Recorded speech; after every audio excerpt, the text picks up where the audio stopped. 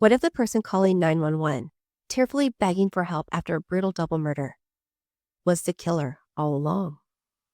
In a quiet Georgia home, a mother and stepfather were shot multiple times as they slept.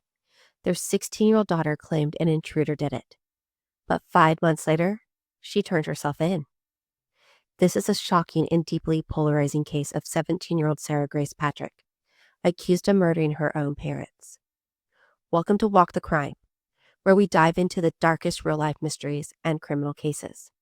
If you're new here, hit that subscribe button and turn on notifications. This one is going to stay with you. Like the video if you're ready to walk through the details, and let's get into it. On February 20th, 2025, just outside Carrollton, Georgia, Kristin Brock and her husband James are asleep in the bedroom. Also in their home, Kristin's daughter from a previous marriage, 16-year-old Sarah Grace, and the couple's younger child.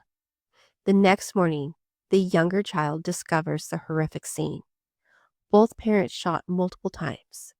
Sarah Grace calls 911, reporting a possible home invasion. She sounds distraught, saying an unknown intruder broke in and killed them. At first, that's exactly what investigators think. A random brutal attack in a low-crime area. No weapon is found at the scene, no obvious signs of forced entry. The family seemed normal, active in their local church. But as the county sheriff's office, GBI, and even FBI dig in, something doesn't add up. They describe collecting mountains of evidence, mostly digital. In the months after the murders, Sarah Grace posts emotional TikTok videos, tearful tributes to her parents, pleas for prayers and justice. She appears devastated, a grieving daughter, desperate for answers in an unsolved case. But then, something unusual. Reports emerged that Sarah Grace actively reached out to multiple true crime TikTok creators. She messaged them, urging them to cover the Brock case, saying things like, "Search up the Brock case, they're my parents," and that it would be a really big hit. She even offered to provide intel on the investigation, details she claimed would help spread awareness and potentially solve her parents' murder.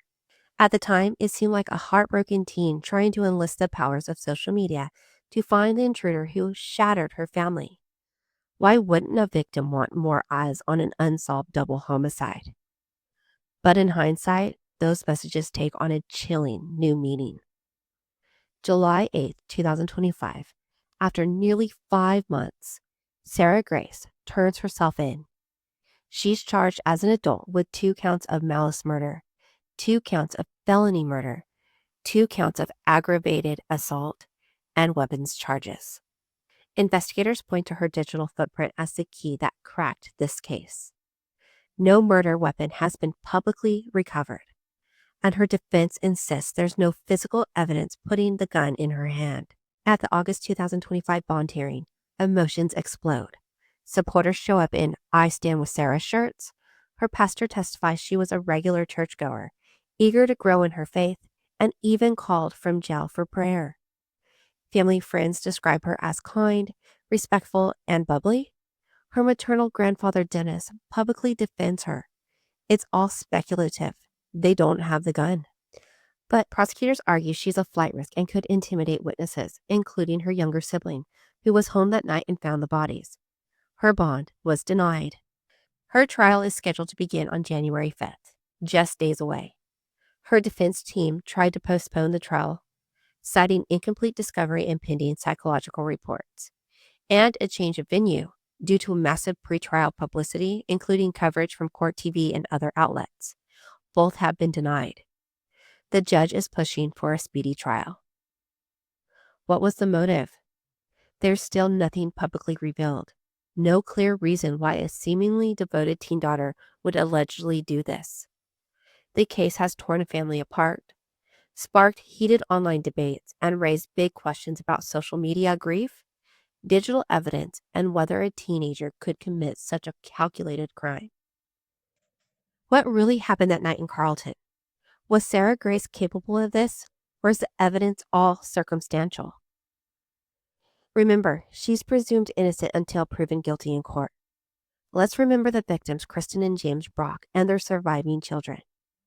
Drop your thoughts respectfully in the comments below. Is she guilty? Innocent? What was the motive? Thanks for walking the crime with us. Stay safe, stay aware, and we'll see you in the next one.